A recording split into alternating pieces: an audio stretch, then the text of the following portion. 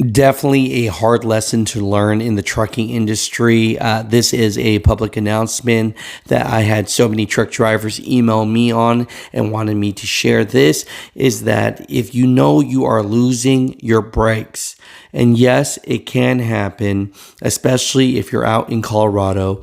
And basically, the situation is the truck driver passed a runaway ramp, while his brakes were smoking. And then he basically plummeted down this embankment and he passed away.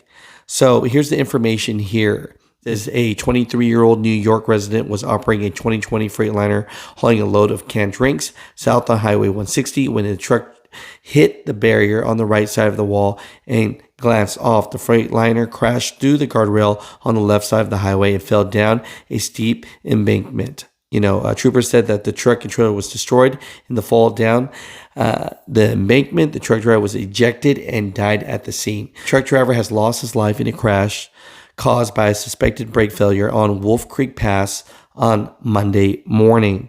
So this was stated by Colorado State Patrol, and it's super sad because, right there was a runaway ramp. Wolf Creek Pass does not play, okay? And so anytime that you are in a situation and your brakes are smoking, there's no embarrassment about taking a runaway ramp. Mud truckers, comment down below.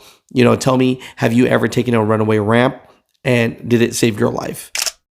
Second part is a good buddy, Beetle Bailey, sent me this right here. And this is a public announcement to all the truck drivers, Sheriff Kozak, basically in the Laramie County, Wyoming area at the port of entry from Colorado, stating that, hey, if you miss the port of entry, they will stop you. And especially, he had a situation where this driver was undocumented. Second to that, the company he worked for was suspended. In the video, it sounds like at the end he let the driver go. I don't think he did. I think he misspoke that. But, a lot of comments are, catching that and saying, why would you let this driver go?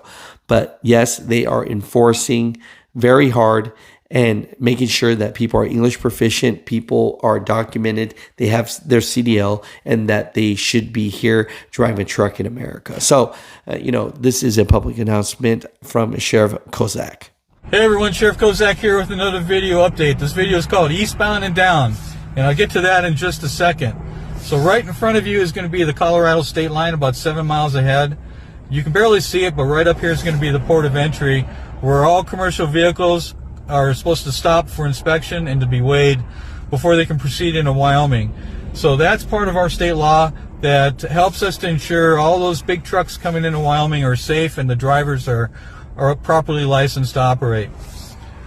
So what happened earlier today was one of our deputies stopped a truck that purposely bypassed that port and was not inspected. Was exited here on College, which is behind me. Let me turn the camera around so I can talk to you. Okay, all right, so exited on College and was going eastbound when our deputy radared the truck at going 67 miles per hour in a posted 50 zone. So that's 17 miles per hour over the speed limit. The truck was stopped, and our deputy determined that the truck driver was, first of all, undocumented from Venezuela, had no commercial driver's license, had an operating license out of Colorado that was suspended for DUI. And we found out further, under further investigation, that the trucking company who hired this driver is suspended by federal DOT and should not be operating. So this case will be forwarded to federal DOT so that they can follow up with action with the trucking company and the owner of that company. The driver was arrested for the immigration violation and brought to our jail and cited and released on the commercial motor vehicle violations.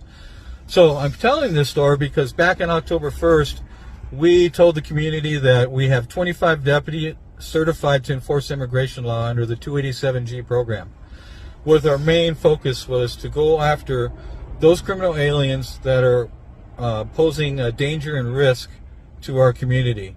So just an example, this traffic stop I just told you about was an unsafe, undocumented, unlicensed driver who has been detained by our deputies and is no longer a threat to our community. Earlier today, we also had another incident out east where a deputy stopped a dump truck that was way overweight and unsafe to be operating on our roadways. The driver was undocumented out of Mexico, and that driver has also been arrested and is in our jail on immigration violations. So there's an example of how we're meeting our goal, not only trying to make our community safe, Laramie County safe, but actually America safe as well. So there you go, eastbound and down was the topic of this video, and we hope to see you at the next one. Bye-bye.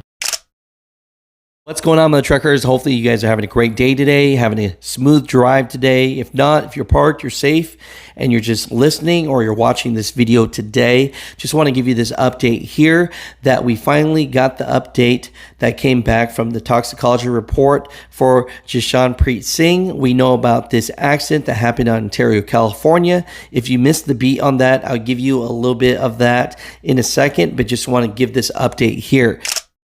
None of the substances tested were present in the defendant's blood at the time of the test was rendered. So, meaning that Jashanpreet Singh, at the time of this 8-vehicle chain reaction crash that killed 3 people, he didn't have any substances in his body. I know they were trying to get him for being guilty of a DUI, but I don't know now if this makes his situation better or worse.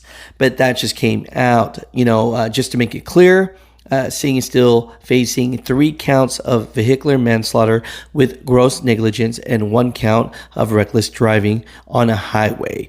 So, Mutha truckers, just want to give you that update here today.